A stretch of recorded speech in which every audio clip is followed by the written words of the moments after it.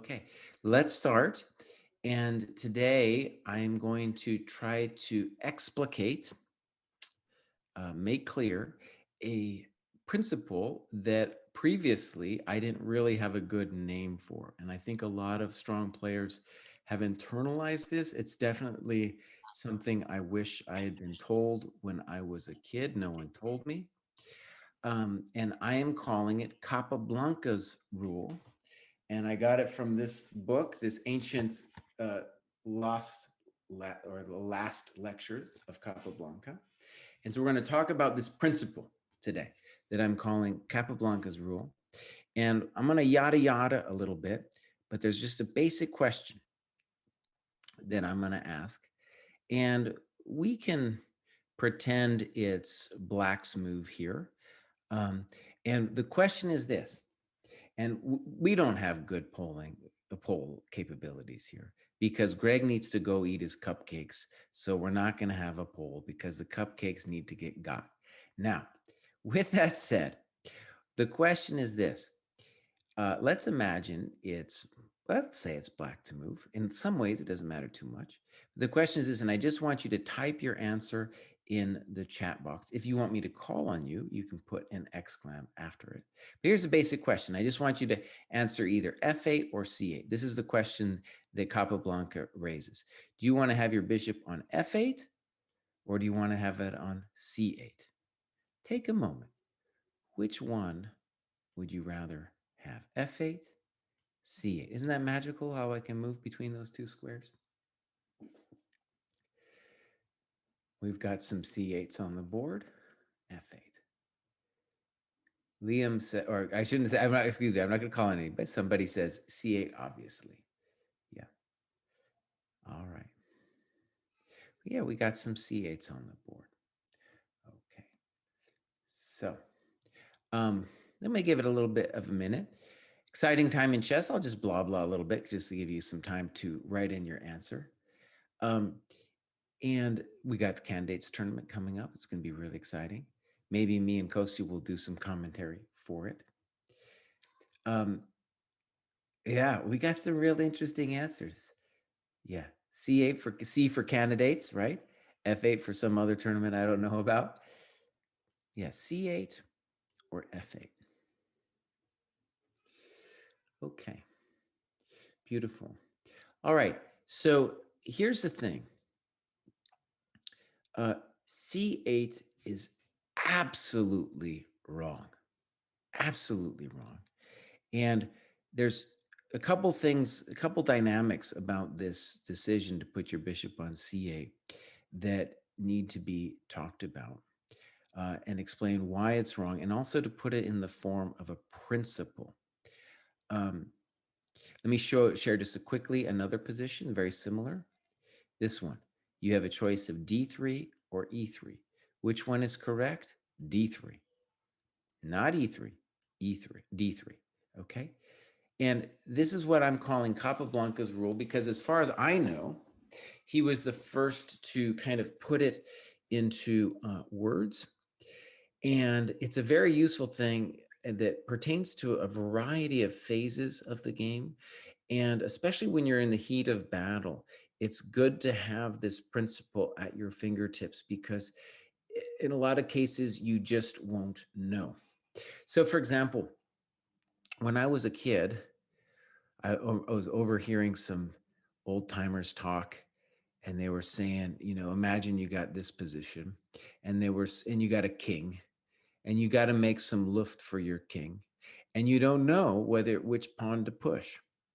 And in general, let's say if you have a light square bishop, you should be pushing this one. And if you have a dark square bishop, you should be pushing this one, right? And that is fundamentally Capablanca's rule. Now let's go back to this one and we'll talk about this a little bit more. The idea is basically very simple, but there's a reason, first of all, that a lot of people are thinking C8, all right? And I want to get at this reason because even if you don't play C8, didn't want to put the bishop on C8 yourself, even if you think it's ridiculous, you need to understand what the psychological drive to keep the bishop on C8 is. The idea, the intuition for somebody to put their bishop on c8 is that they think that their bishop will then be able to guard all of the pawns, right? It's that instinct. And it's like that protective, you want it like a sensibility of a protective glue covering your position.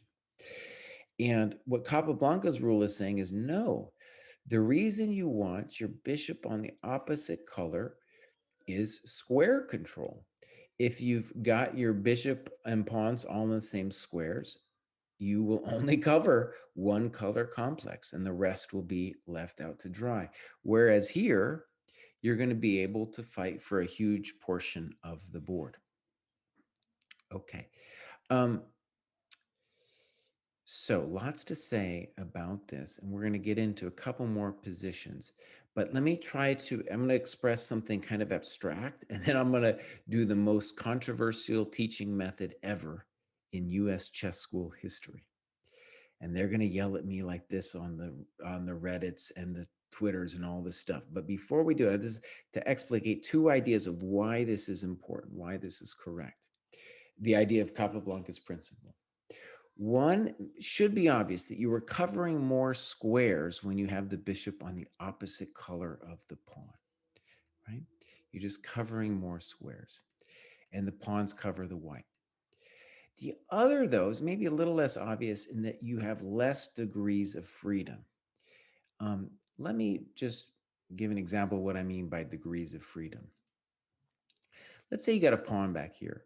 Here, this pawn has 2 degrees of freedom, just 2 different things it can do, right? Once it moves one, well, it's just got one. It's just got one. These poor pawns, they only got one. Sometimes they can take a dude on the side, so they don't have a lot of degrees of freedom.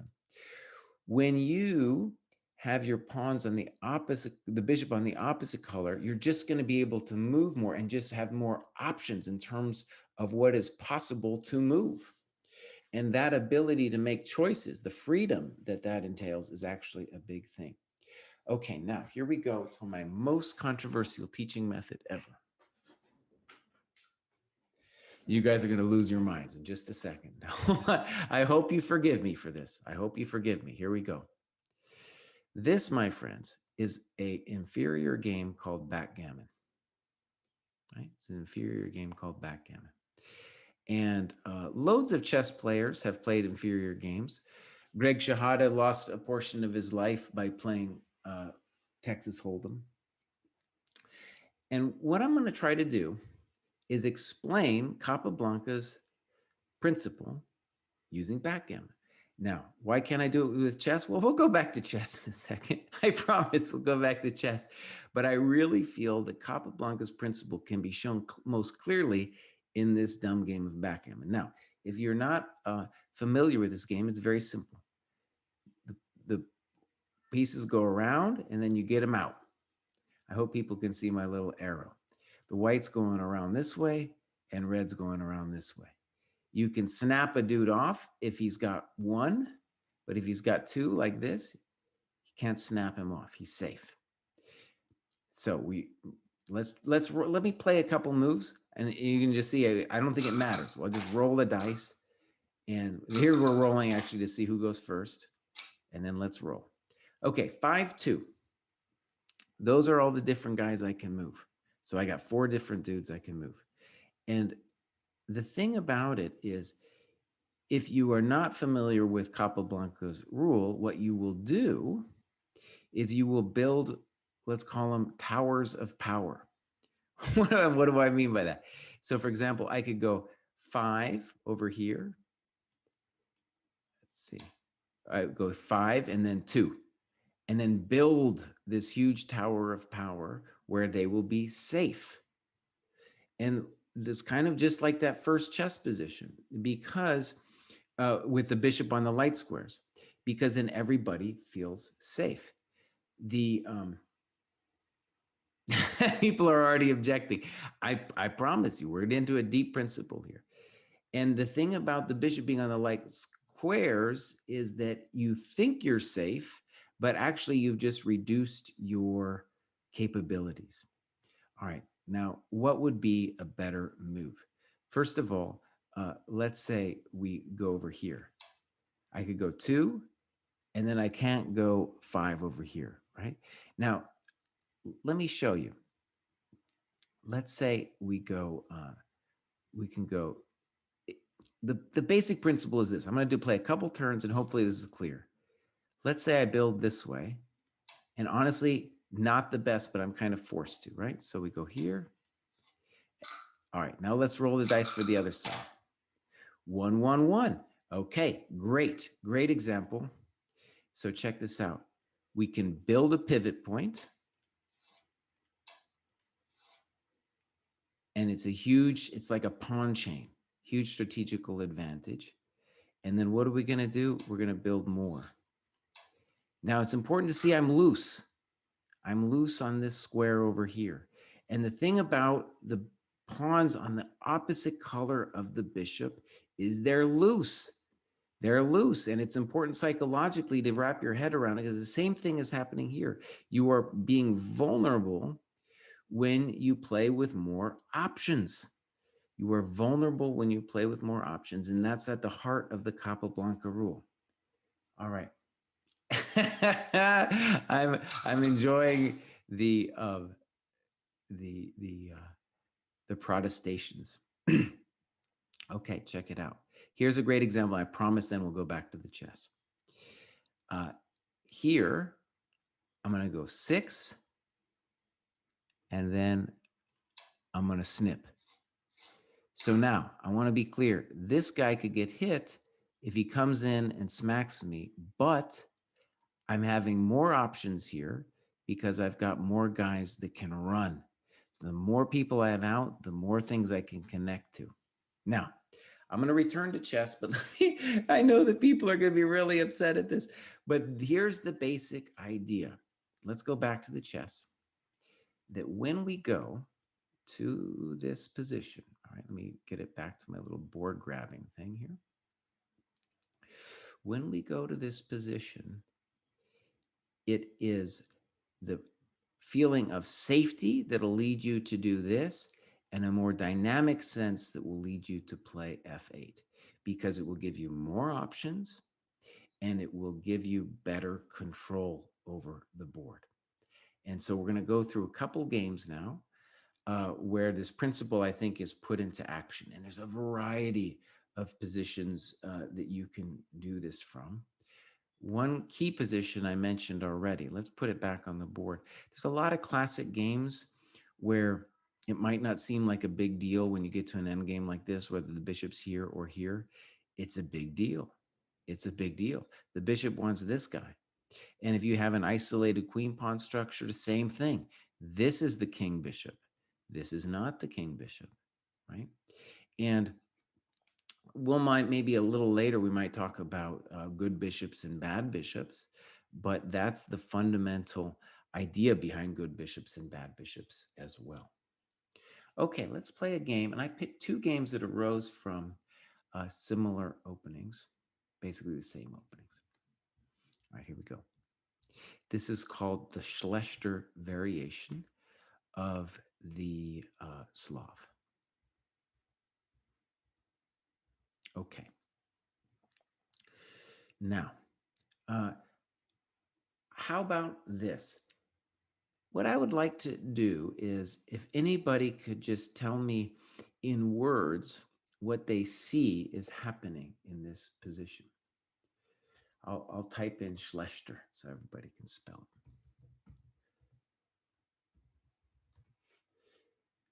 it. Oh, man. Hold on, everybody. There we go. So there's Schlechter. Anybody want to give it just a sense of some of the things they see in this position? Anything, really. Doesn't even have to be about bishops. And I think our culture here is still that if you would like to get called, I need to man, how do I do this? There we go. Chat, no, not chat. Participants. All right, I'm going to call on Anika to explain. Okay, so I think that D5 is the best move here because one, it gets like if that one doesn't take that, maybe it could like get a strong like pass pawn which you could advance to D6, and like if he takes back, then you kind of have this nice open file with the rook that's pitting the queen, and Mm-hmm. you shouldn't take because it's giving up your bishop when the knight like returns, and then rook takes d8, knight f3, and rook d8, and I think you lose Uh-huh. like your down material. Okay, cool. Anika, how about this? Before we start looking at variations, just what are some of the general things that you could say about this position? Just anything in general that you notice. Oh, let me unmute you here. So in this position, like I think that white is kind of better right now because of maybe his activity, and also um like the rook is placed really nicely and everything. Okay, good. Um, anybody else? Anybody else would like to just observations about the position, things that might be important to understand? Anything? Um, while that is being, we got a note that White's bishop isn't very happy. I assume the bishop on c1. And I want to stress that Anika's first suggestion, intuition, d5, is in fact, let's call it one of the main theoretical moves in the bishop, in the position. Right. And I would say there's two main moves here. And d5 is actually very complicated because then e4 happens and then knight e5, and it's like, oh man, this is complicated. Um, and one of the things I just want to it's always really important to say, okay, is that not only it's white has the bishop pair, absolutely, but the important thing to see is that what's really going on is it's a question of the bishop. How strong is this bishop is kind of going to be the big question in the entire game. It is what we call the unopposed bishop. And one of the things I want you to see on a practical level that both of the GM games I'm going to show here, is that White's intuition is consistently to follow Capablanca's rule, which is put the pawns on opposite color of the bishop. Now you might say to yourself, Kraai, look, what are you talking about, buddy? There's two bishops. Well, the bishop on c1 certainly wants more freedom than it has at the moment, certainly. But that bishop is really the bishop, if anybody, who's going to get traded off. It's really kind of hard to trade off what I'm going to call our golden boy here. This is our golden boy. And so we want to create a position where the pawns are on dark and our bishop is on light. So remember, if we already have that as our template, our idea of how things work, then on whether we're defending or the aggressor, then we're going to think about our unopposed bishop as the one to which the pawns need to stand on the opposite color. And I know that sounds abstract, but that's one of the beautiful things about Capablanca's principle. It goes to a variety of positions that you can use it. And I think I'm the first one to call it that, even though he was the first one to like say it, say like, okay, this is what you should be playing for. And I like having a name for it just because it's such an important thing that I think it's helpful, at least for me, to just be able to say what it means instead of always telling people and myself, hey, put your pawns on the opposite color. Okay, so let's look at how this goes. Bishop b3. Get our golden boy out of there. Don't let him get whacked by anything. Queen e7, bishop d2. Rook a d8. Um, Here we go. We got a good question about a3 bishop a2 becomes a laser beam question mark. That's a very nice thought. Um, and b3, let's go back actually. That's a good point, like we could have done in this position b3 as was suggested. And the problem there is your golden boy is going to lose the ability to go back. Um, right, golden boy is going to lose the capability to go back and will eventually get shoved off of this diagonal. So it's a great example of where, this guy, maybe he'll come to a3. I don't know how impressive it's going to be because like the rook could play to e8 now. Queen goes to c7. Um, but the golden boy will not have what I like, the laser beam. That's a great term. Okay, so any ideas about what white should play now?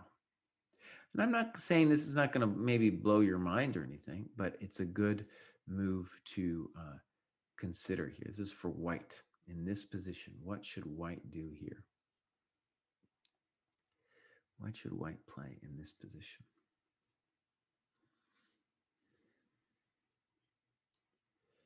And I want to say, while just you guys are thinking about this, this was definitely a revelation to me that I was able to use in a variety of games.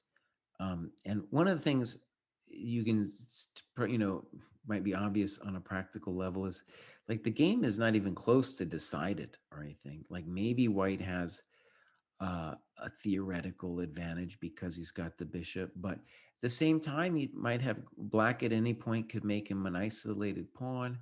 Um, Black's position doesn't really have any weaknesses, so there's a lot going on in the position, and it's hard to know what to do. Yeah. Anika is talking about maybe doing something with the pawns. Well, what should that thing be? What should that thing be? What should white do? All right, let me share.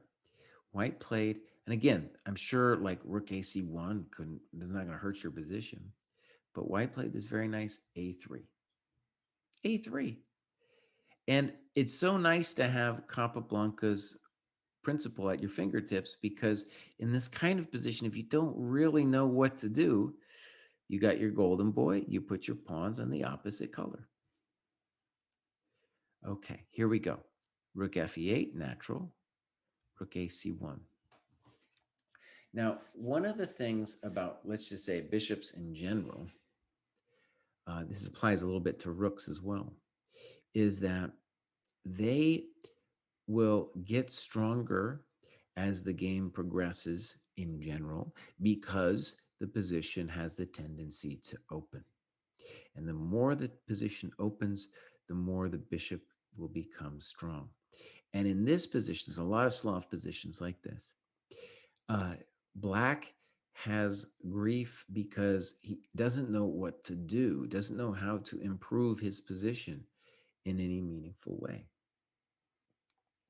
So in this position, Black made a controversial move. I'm sure there's a strong GM, and I'm sure he had a lot of tactical reasons for doing it. But let me put it on the board, and then if somebody could try to express in words why on a positional level, we'll talk about the tactics later, but why on a positional level it's controversial. I think it would go a lot to understanding Capablanca's rule. So Black played c5. Any idea what, if you just put in words, why is this controversial? Why is c5 controversial? If you would like me to call on you, just put a little exclam next to your name, next to whatever it is you want to say, or just put an exclam and I'll call on you. Why is c5 controversial? All right. All right, let's have Rio come in.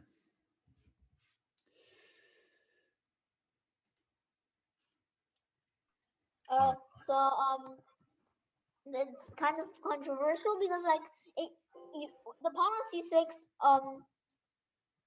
it controls the d5 square. And also now c5 opens. It just feels like the light square bishop is kind of stronger. It can go to d5 in the future. Good, And yeah. good. That's absolutely right. And here, I guess what we can say is we could call this a corollary to Capablanca's rule, which is that in general, you want your pawns on the color of the golden boy, right? So if we go back a move, there's kind of like a wall here against the beautiful white squared bishop, right? And black should try to keep that wall up as long as he possibly can. And what he's doing is he's losing his mind, understandably. I don't know, what I would do here for black either. It's hard to make a constructive move. Um, and so he goes for it. And I'm sure he had loads of, tactical ideas about what he was doing when he played this move. So let me show you the next couple moves. And there's a couple positions I want to talk about Capablanca's principle here as well. So, and we just got to say something else obvious. This has nothing to do with the bishops, but it has to do with square control. And that is, and I think Rio mentioned this, that the knight on c3 is also gummed up by the pawn on c6. So black has all these tactical ideas with c5, but it's freeing two of white's pieces.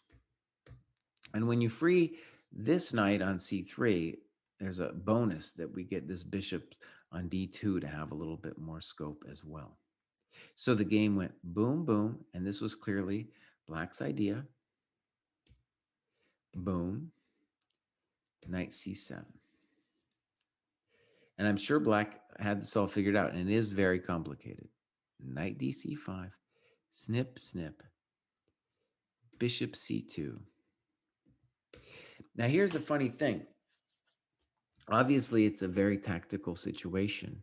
But one thing about the unopposed bishop is, in general, it's hard to create tactics against the color of the bishop. So, right, black is hoping for some kind of tactical business against d3, but we own the light squares. And notice that in the next couple moves, all of white's pieces move to the light squares. Now, this next move, I got to say, is super GM level because he's inducing the pawn to b5. We go back, he sees this coming, and then here's his planned shot, bam. And then we're really in game over territory. Check to the miserable king, check to the miserable king, and dude resigns. At the end of the day, we're going to take the knight with check, we're going to take the bishop. Okay, good. Let's do another game from the same opening. I thought I'd show two from the same, just so you get a sense.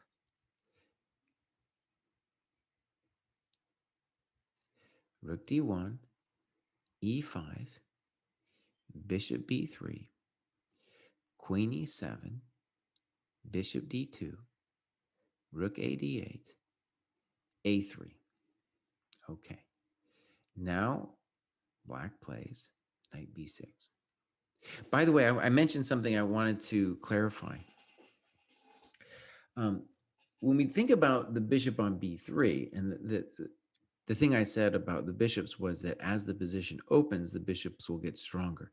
And that makes intuitive sense when you think about the bishop on b3. And no one's going to blink an eye at that. When I say the rooks will get stronger, it seems kind of silly because they'd be like, well, don't both people's rooks get stronger? But the situation I was thinking of, really, it's important to have in the back of your mind, is when you're up the exchange, it's a similar problem for the person down the exchange. They don't want the board to open for the rook. Same thing if you have a rook against two minors. The rook wants the open board. Okay. So DE, Queen E2. You cannot have my golden boy. Bishop E1. And, one of the things I want you to see is that From a practical point of view, it's a very let's just mention a couple things. Actually, why don't I let somebody does we had a great comment. Next game on my list is checkers. I don't have any great metaphors for checkers. I really like the backgammon thing. I knew a lot of people would like it. If somebody would like to explain what they think of as like White's long-term plan here, I think would be helpful. If you just want to give a shout out, because I think these positions are hard to just imagine like what's going on. I think a lot of people, myself included, when I was you guys' age, I probably would have said something like, "Oh, it's equal" or something like that. But there's a reason why White has the advantage, um, and there's also, I think, a concrete plan, if you will, for going forward. If anyone wants to take a shot at it. Because in addition to the bishop versus knight dynamic, this particular position has a other dynamic that can be named, that should be named, if we're going to talk about this position, in tandem with the bishop, the question of the bishop.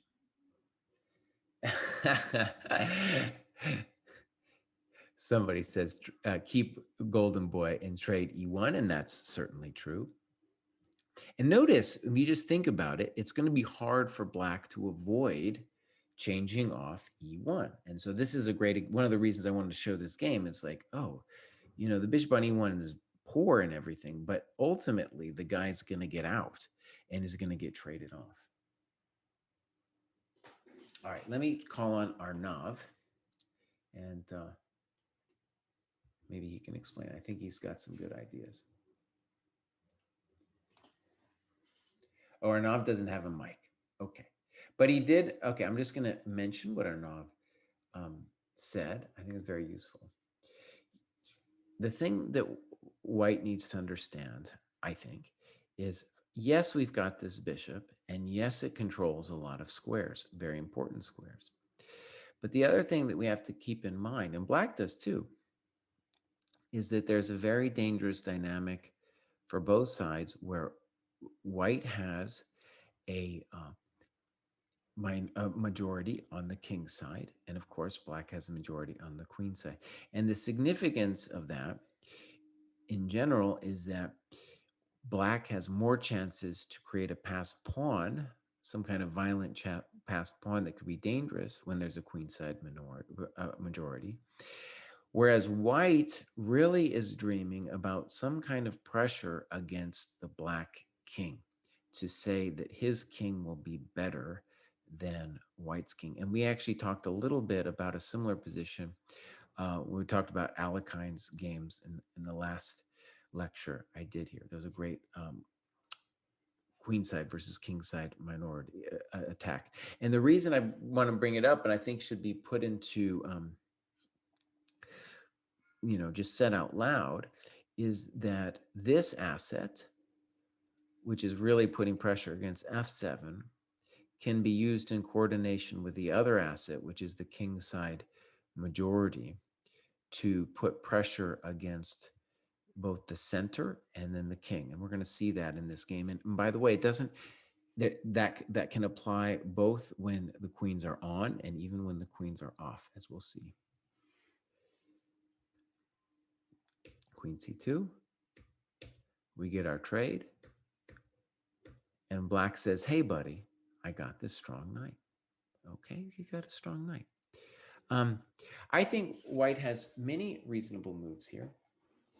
Any ideas about what White should do? I think this next move, I'd be surprised if this next move, by the way, is the computer's first choice, but I like it a lot, especially from the principle of the perspective of Capablanca's principle. People are making fun of my backgammon. I knew it wasn't going to go down well. Okay. Yeah, what should White do? What should White do in this position? You could either just write your move or you can say exclam and I'll call on you. Very interesting decision about how to play this position. Okay, let's give, actually, I'll ask him how he pronounces his name when he comes on. I mean, you Aradi. can just call me Addy. So I was Addy, thinking to yeah. go like Queen C2 Mm-hmm, because yeah, it's like well, it's putting pressure on the knight mm-hmm. and maybe like I think the entire game is almost about like the D file. So maybe after like for example like rook D3, Uh-huh. but I guess the problem with that is he just takes and then rook D8. So like yeah, actually, probably rook d4 is a much better move. And if he takes, then maybe even e take d4, and then like d5 is ideal. Also rook e1. Well, of course, we can't do rook d4 now because our queen's attacked, but Yeah. later we might play queen rook d4. Yeah. Now, Adi, I want to say that queen c2, I think, is the first instinct of just about everybody. And I wouldn't be surprised if you turned on the computer and that's what it said. Um, I think a concern about queen c2, and I'm glad you brought up queen c2. A concern is that maybe then black could centralize the queen. Is that the end of the world? No. But, we could say that this is a powerful idea for black. Now, when we look at this position, one of the things that's interesting is black's knight is being very annoying. And we at some point need to flush it from the e4 square, but we don't want to do it in any kind of way that's going to allow counterplay. Okay, good. By no means is queen c2 a bad move. Any other ideas about what to do? Any other ideas?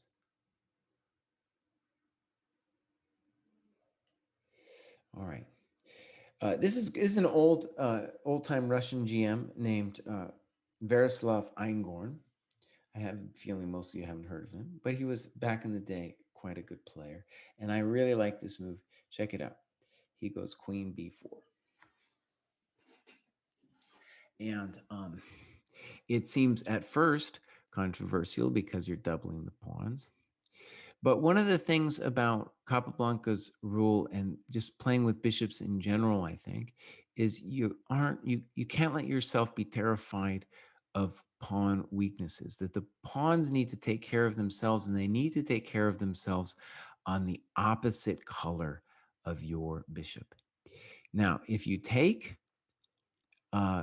it's kind of interesting. If you take, I think what he's saying is maybe my rook on a1 might eventually get a tempo. Maybe I'm slowing you down a little bit, controlling c5. But also, it will be easier for me to start punching your knight away because then my king can play an active role in the ending. Also, really interesting to me about this move, queen b4, is that it invites the move c5. It kind of begs, it begs for the move c5. And the problem for black, if he plays c5, is that then the light squares get dramatically weakened.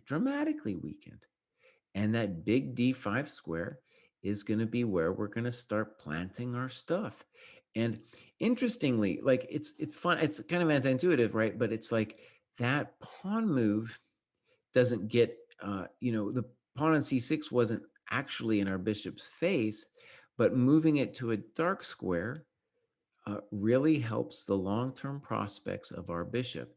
And if we just, like I said before, if we imagine the light square pawns being as a wall, then getting any of them to move, right, is going to be beneficial to our bishop.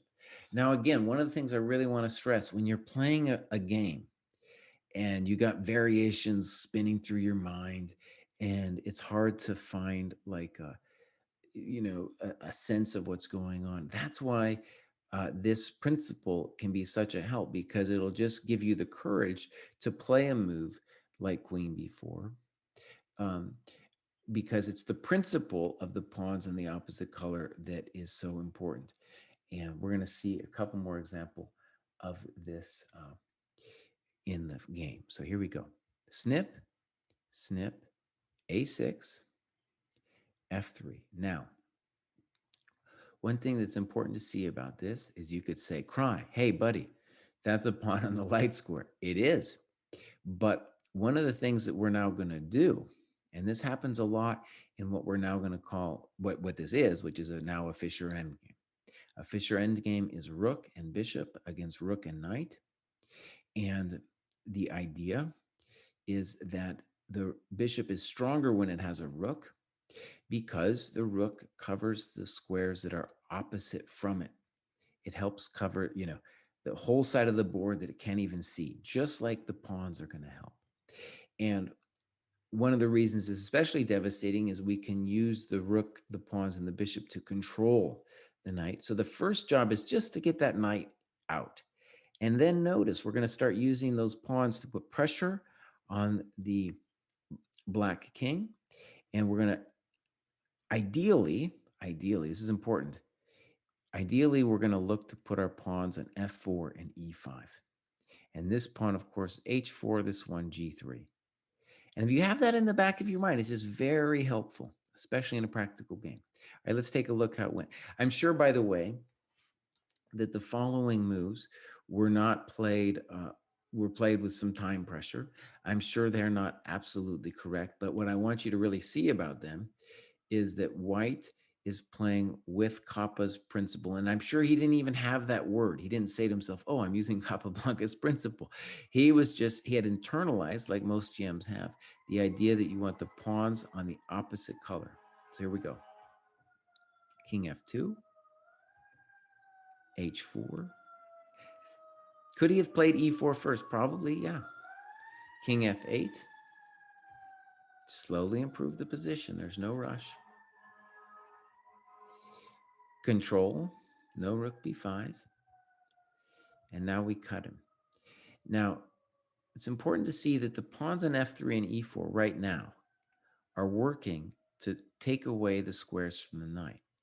Eventually, though, we are dreaming for the pawns in the dark. Always have that in mind. That's my piece of advice, and that's Capablanca's advice. Put the pawns on the opposite color of the bishop. 98.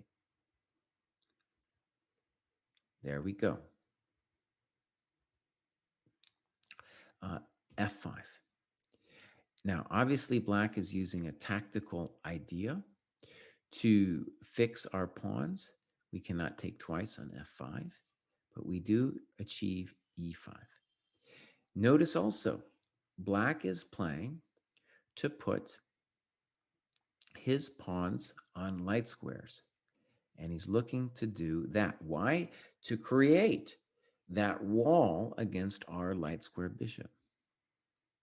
Okay, black played a good move here. Any idea what black should play? At least on principle, it was a good move. Now, you guys are noting that the knight on E8 is sad. Yes, the knight does. I'm sure, black is no chump here, and he definitely has some ideas of how to play this position.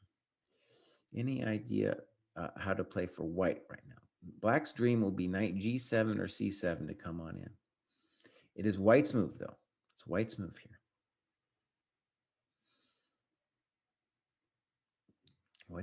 White to play.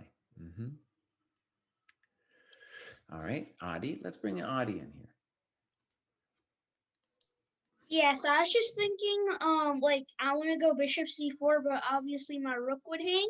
So I'm thinking to go rook d2 with the idea to go bishop c4 next, because after that one of black's pieces has to like guard like the h7, g6, and f5 pawns. Also, another move I was looking at was h5, but I like rook d2 better. Okay, good. Now let me bring in Brian. He has a thought, and I'll come back and I'm going to address what you said in a second.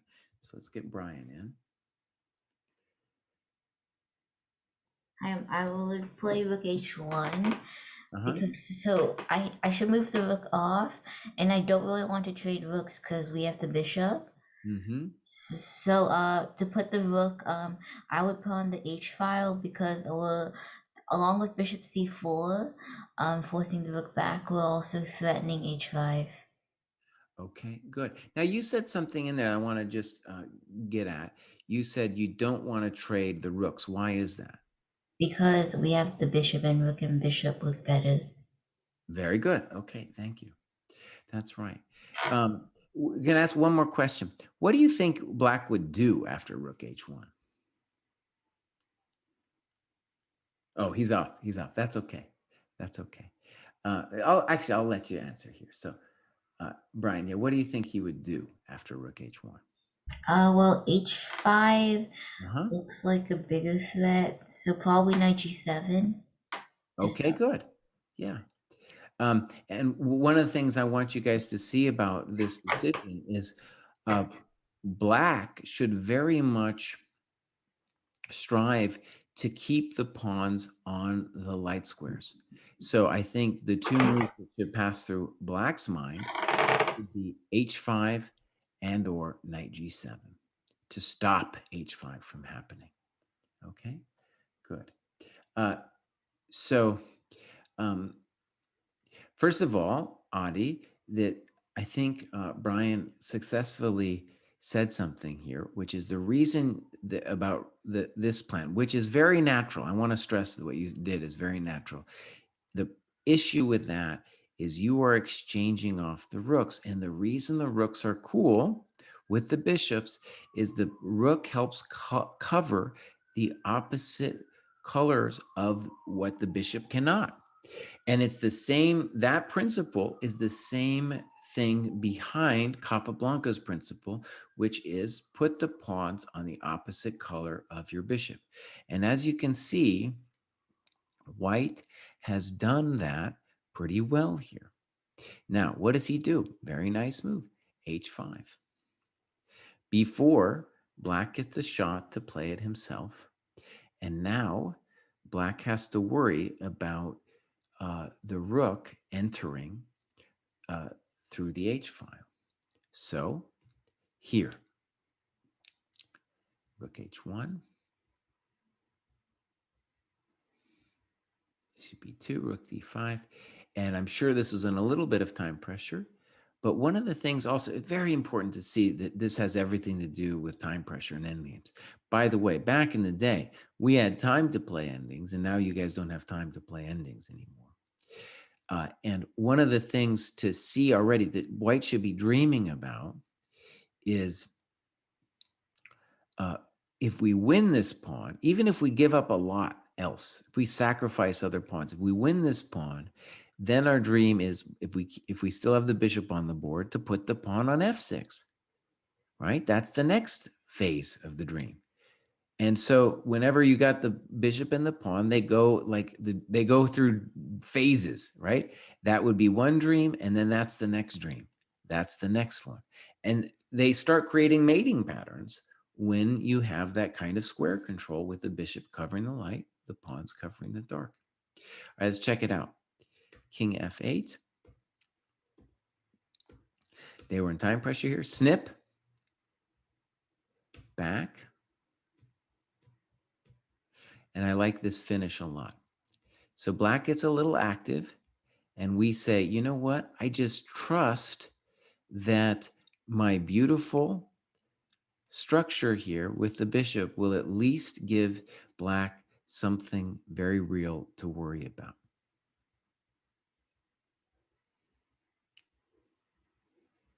And this is then an example of simply the rook endgame, now leading into this, where we're going to put our pawns up and connected passers in the rook endgame.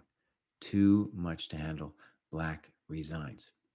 Okay, I'm going to show one last example, just a totally different thing. Let's see, let's reset the board.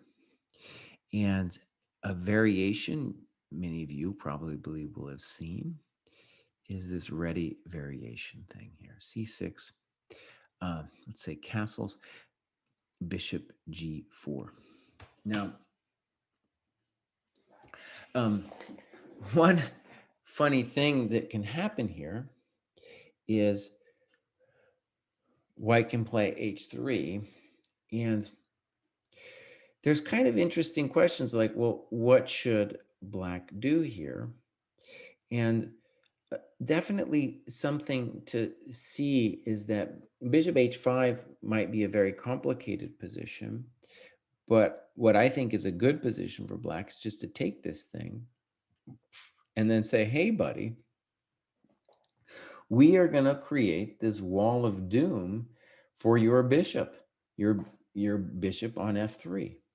And one of the things I want you to see about this lecture, hopefully get out of it, is this principle you can apply to so many different positions, and it helps you create a story. So for example, the story for black is to say, look, I'm just going to play, very simple chess, knight d7, bishop d6, and then I'll see what you do. I might even end up throwing Harry and Gary at you. But what I'm going to say is that I'm not going to touch this wall that is standing against your bishop.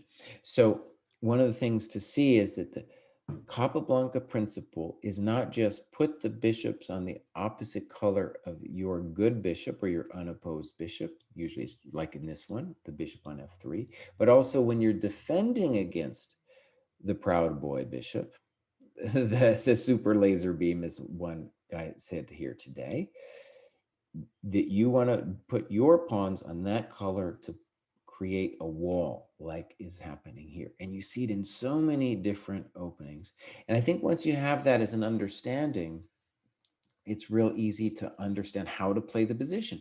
And whites can further just hope that black loosens his structure. And I will say, as a teacher and observer of chess at a variety of levels, it's people don't understand this and they loosen their structure. B, long term, it's kind of hard to avoid it. And you need a discipline when you're playing black not to move those pawns, because white will try every possible thing, if they're a talented player, to make you move those pawns. Harry and Gary, yeah. Golden boy ain't so golden some more. That's right. Okay, guys, I'm going to leave it there. That's Capablanca's principle. And yeah, I'm hoping that that's just a simple concept that you can use in your own games. And I hope you forgive me for the backgammon metaphor. I quite like it. I quite like it. But I think the main thing is I wanted to just take it into a completely different area of people's experience, so you sense that the reason a lot of people put their bishop on the same color of the pawns is a psychological need, a sense of like feeling protected, feeling a glue with their position. And you see it in other games and maybe even other life situations. I don't have any great life situation metaphors, but definitely the backgammon one stuck out to me. All right, everybody. Thank you so much, and I will see you next time.